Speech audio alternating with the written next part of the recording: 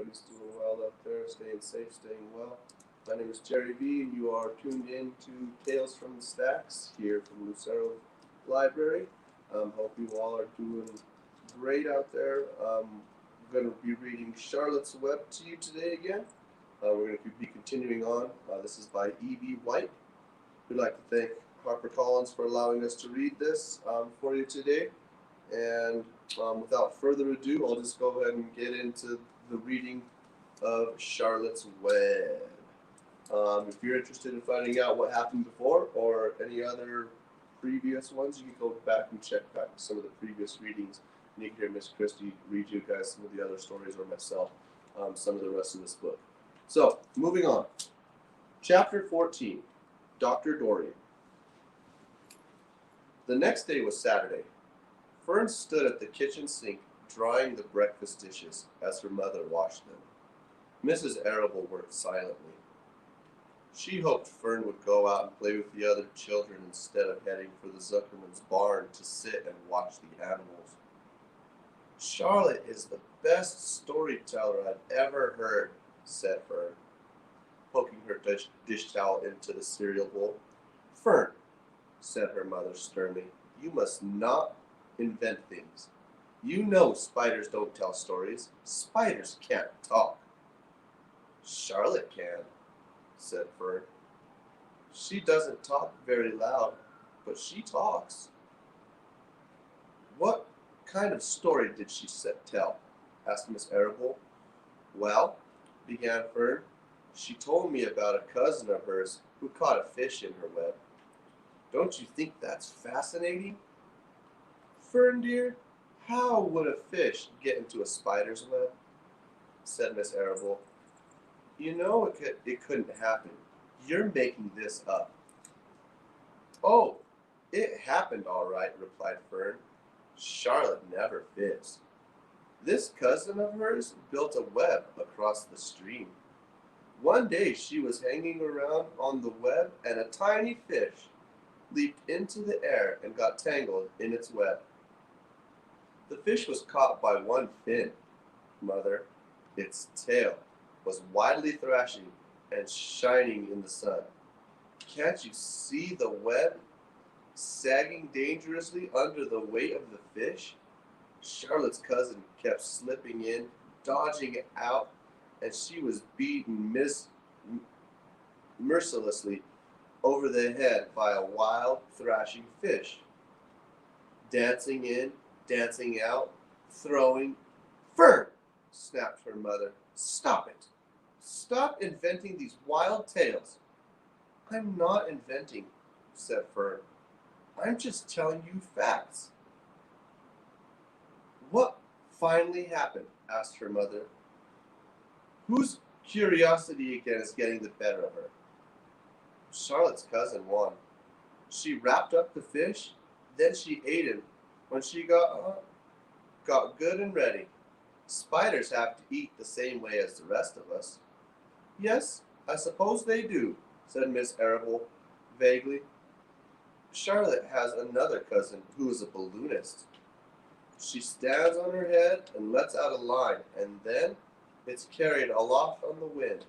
Mother, wouldn't you simply love to do that? Yes, I would, come to think of it, replied Miss Arable. But Fern, darling, I wish you would play outdoors today instead of going to Uncle Homer's barn. Find some of your playmates and do something nice outdoors. You're spending too much time in that barn. It isn't good for you to spend so much time alone. Alone? Said Fern. Alone? My best friends are in the barn cellar. It's a very sociable place. Not all lonely. Fern disappeared after a while, walking down the road towards Zuckerman's. Her mother dusting the sitting room. As she worked, she kept thinking about Fern. It didn't seem natural for a little girl to be so interested in animals. Finally, Miss Arable made up her mind. She would pay a visit to the old Dr. Dorian and ask his advice. She got in the car and drove to his office in the village. Dr. Dorian had a thick beard. He was glad to see Miss Arable and gave her a comfortable chair. It's about Fern, she explained. Fern spends entirely too much time at the Zuckerman's barn. It doesn't seem normal. She sits on a milk stool in the corner of the barn near the pig pen and watches the animals hour after hour. Just sits and listens. Dr. Dorian leaned back, closed his eyes. How enchanting, he said. It must be really nice and quiet down there. Homer has some sheep, hasn't he? Yes, said Miss Arrowwool, but it all started with that pig we let Fern raise from a bottle. She calls him Wilbur. Homer brought the pig, and ever since it left our place, Fern has been going over to her uncle's to be near it. I've heard things about that pig, said Dr. Dorian, opening his eyes. They say he's quite a pig. Have you heard about the words that apparently in a spider's web? Asked Mrs. Arable nervously. Yes, replied the doctor. Well, do you understand it? Asked Mrs. Arable. Understand what? Do you understand there could be any writing in a spider's web? Oh no, said Dr. Dorian. I don't understand it.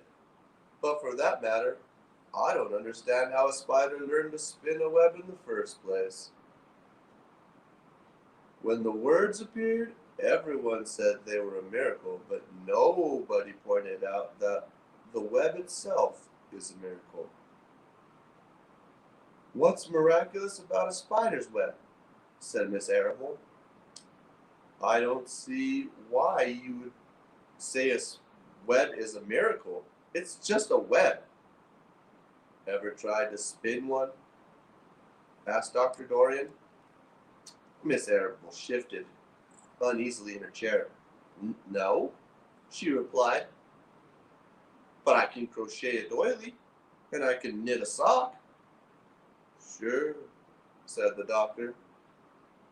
But somebody taught you, didn't they? My mother taught me. Well, who taught the spider? A young spider knows how to spin the web without any instructions from anyone. Don't you regard that as a miracle? I suppose so, said Miss Arable. I never looked at it that way before. Still, I don't understand how those words got into the web. I don't understand it, I don't like it, and I can't understand it. None of us do, said Dr. Dorian, sighing. I'm a doctor. Doctors are supposed to understand everything, but I don't understand everything. I don't intend to let it worry me. Mrs. Arable fidgeted. Fern says the animals talk to each other. Dr. Dorian, do you believe animals talk? I never heard one say anything, he replied, but that proves nothing. It's quite possible that an animal has spoken civilly to me, and I just didn't catch the remark because I wasn't paying attention. Children pay attention better than grown-ups. If Fern says the animals in Zuckerman's barn talk, I'm quite ready to believe her. Perhaps if people talked less, animals would talk more. People are insistent talkers. I can give you my word on that. Well, I feel better about Fern, said Mrs. Arable. You don't think I need to worry about her? Does she look well? Asked the doctor. Oh, yes. Good appetite? Oh, yes, she's always hungry. Sleeps well at night? Yes. Then don't worry, the doctor said. Don't you think she'll start thinking about something besides pigs and geese and spiders? How old is Fern? She's 8. Well, said Dorian, I think she will always love animals, but I doubt she will spend her entire life in Homer Zuckerman's barn cellar. How about you, boys? Does she know any boys? She knows Harry Fussy, said Miss Arable brightly. Dr. Dorian closed his eyes again and went into deep thought. Henry Fussy, he mumbled. Remarkable. Well, I don't think you have anything to worry about. Let Fern associate with her friends in the barn if she wants to. I would say, offhand, that spider and pig are fully as interesting as Harry Fussy. Yet, I predict that one day will come when even Henry will drop some chance remark to catch Fern's attention. That's amazing how children change from year to year. How's Avery? He asked, opening his eyes widely. Oh, Avery? Chuckled Mrs. Arable. Avery's always fine, of course. He gets into the poison ivy and gets stung by wasps and bees and brings frogs and snakes home and breaks everything he lays his hand on. He's fine. Good, said the doctor.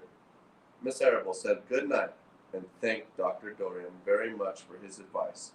She felt greatly relieved. Chapter 15, The Crickets.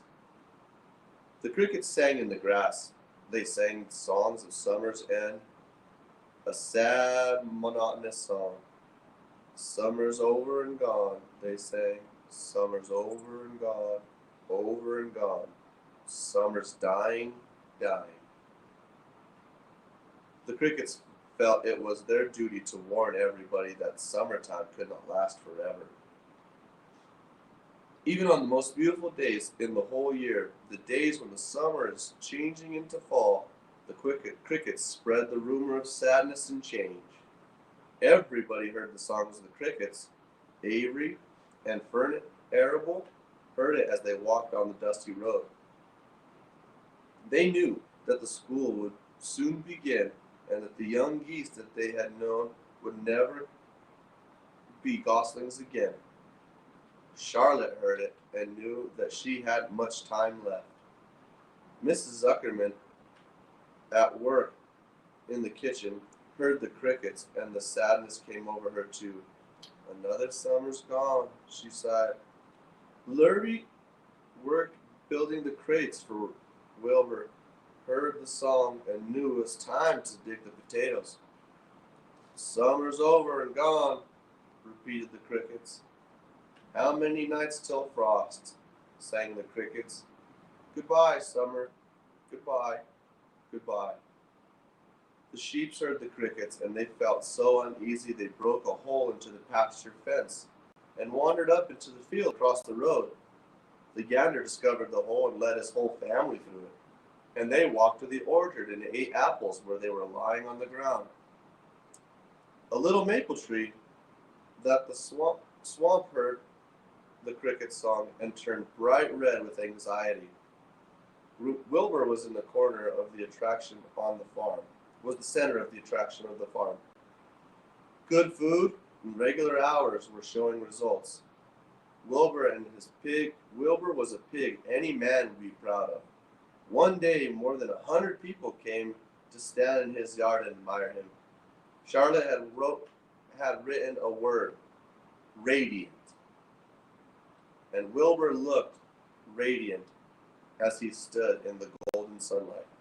Ever since the spider had befriended him, he had done his best to live up to his reputation. When Charlotte's Web said, "Some pig," Wilbur tried hard to look like some pig.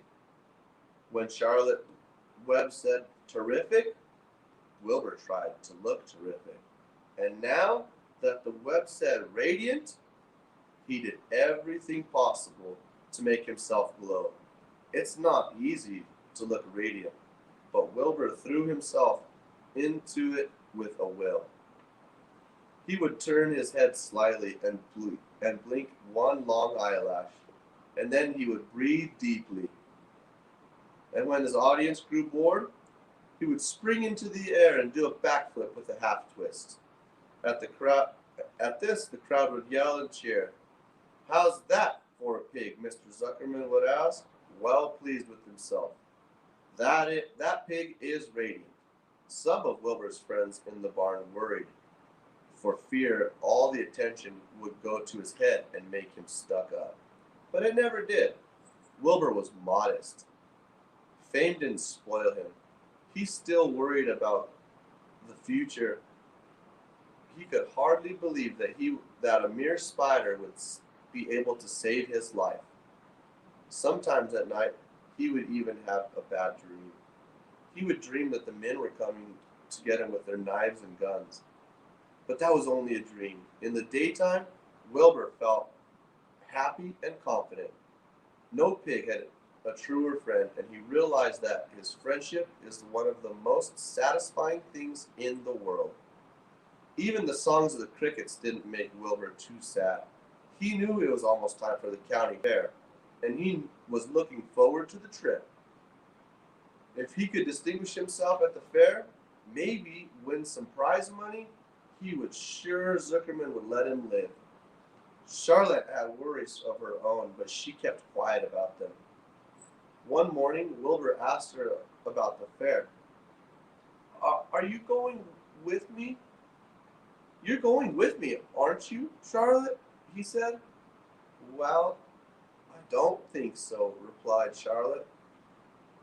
The fair comes at a bad time for me, and I shall find it inconvenient to leave my home for a few days. Why? Asked Wilbur. Oh, I just don't feel like leaving my web too much. Too much going around here. Please come with me, begged Wilbur. I need you, Charlotte. I can't stand going to the fair without you. You've got to come. No, Charlotte said. I believe I'd better stay home and see if I can't get some of this work done. What kind of work? Asked Wilbur. Laying eggs. It's time I made an egg sack and filled it with eggs. I didn't know you could lay eggs, said Wilbur in amazement. Oh, sure, said the spider. What? I'm versatile. What does versatile mean? Full of eggs? Asked Wilbur. Certainly not, said Charlotte. Versatile means I can turn with ease into one thing to another. It means I don't have to limit my activities to spinning and trapping and stunts like that. Why don't you come with me to the fairgrounds and lay your eggs there? Pled Wilbur. It would be wonderful fun. Charlotte gave her web a twitch and moodily watched as it swang. I'm afraid not, she said. You don't know the first thing about laying eggs, Wilbur. I can't arrange my family duties and suit the management of the county fair. I get ready to lay eggs, I have to lay them, fair or no fair. Wherever I don't want you to worry about it. You might lose weight. We'll leave it this way. I'll come to the fair if I possibly can. Oh, good, said Wilbur. I knew that it wouldn't forsake me just when I thought you would the most. At the day, Wilbur stayed inside, taking life easy in the straw. Charlotte rested and ate a grasshopper. She knew she couldn't help Wilbur much longer. In a few days, she would have to drop everything and build a beautiful little egg sack that would hold her eggs. Well, everybody, so I hope you guys really, really enjoyed those 2 chapters of Charlotte's Web. It's really coming down to the end. So I can't wait to see you guys and hope to hear from you soon. Please tune in to the next installment of Tales from the Stacks and keep your eyes peeled for other cool and exciting events coming from PCCLD. as well as all the cool stuff that comes out of the Lucero library. So we miss you guys. Hope you're all doing well out there. Stay safe. Keep your mask on. Peace out.